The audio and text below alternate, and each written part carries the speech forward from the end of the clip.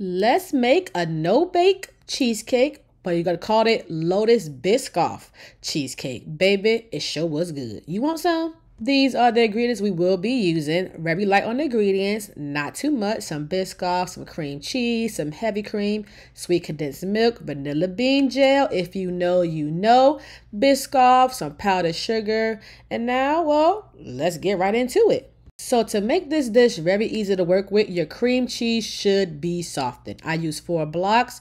Once you add sugar, it will get a little bit softer too, but it should be not fridge cold. It should be at least room temp to make it easier to blend, unless you got a strong blender like I did. You want to blend this up as smooth as possible. You do not want no clumps and lumps in your cream cheese mixture. Now go ahead and add some of this sweet condensed milk. I bought the little easy pour one because you got as much or as little as you want to. You know, when you use the can, you have to use the whole can or throw the whole thing away. There's no middle point. But with this one, I can put the top back on and put it in the fridge.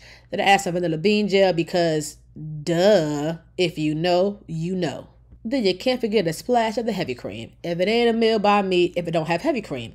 And we know that now, right? Oh, okay. Now we're gonna blend this all together as well. Make sure it's well combined. You don't want no clumps and no lumps like I said earlier.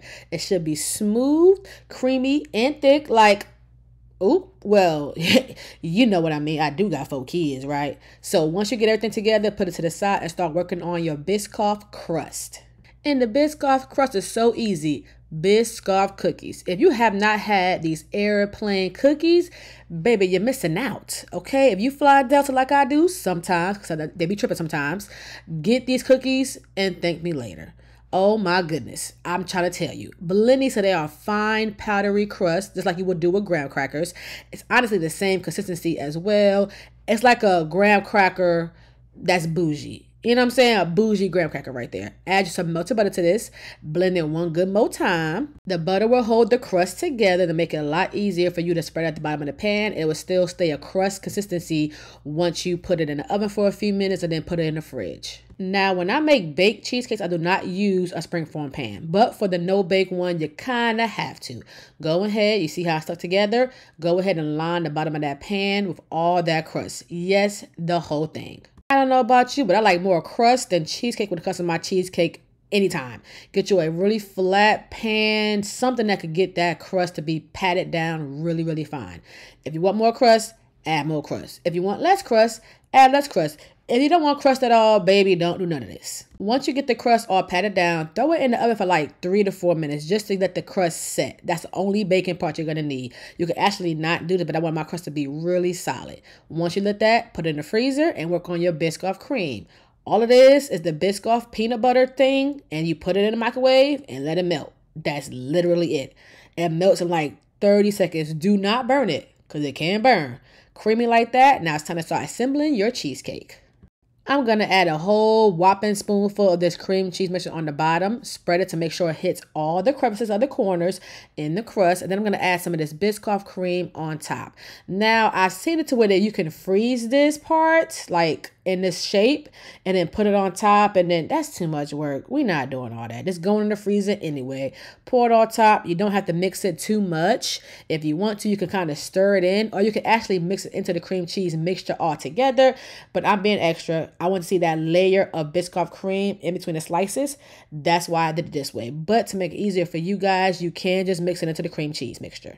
For this part, you can put it in the fridge before you put the top layer on because it will move around a little bit. But I'm professional. Not really. But in my mind, I am. So I put it on top, spread that thin layer on top, make sure it reaches all crevices and corners, and make sure the crust is completely covered.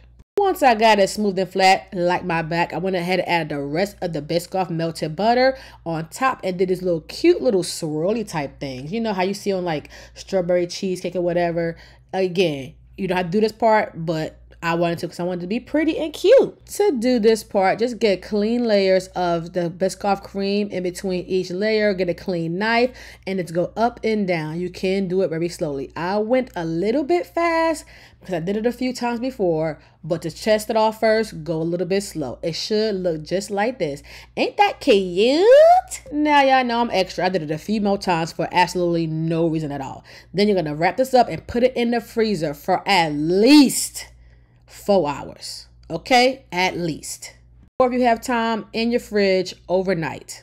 Now y'all know I love me a good whipped cream. I think personally I make the best whipped cream in the world. And all you need is simply 3 ingredients. You need some heavy cream. You're going to blend up until they get kind of thick, but not completely set. Then you're going to add your flavoring of choice. You know I'm going to use vanilla bean gel because duh. And then you're going to add in some powdered sugar. And when I say add in some powdered sugar, that means don't be scared. Add it in, taste test, add some more.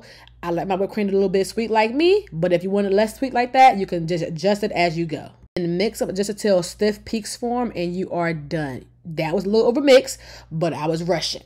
Then to make my cheesecake, I went ahead and put in a piping bag and swirl little pipette roses on there. And I added a little bit of Biscoff cookies, some crumbs, and just made it as cute as possible. Of course, I really don't need all these embellishments, but I want to make it look cute for y'all. So I click on the video and love it and want to watch the whole thing all the way through. And because I love a little bit of razzle-dazzle in my life. A few extra cookies later, a few extra crumbs later, and you got boom. A no-bake Biscoff cheesecake. For those that just can't have eggs or don't like eggs or don't like bacon cheesecakes, this is perfect for you at any kind of family event. Trust me, they will love it.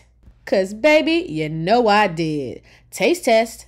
Yes, it's that good. You want some? Nope. Alright, bye.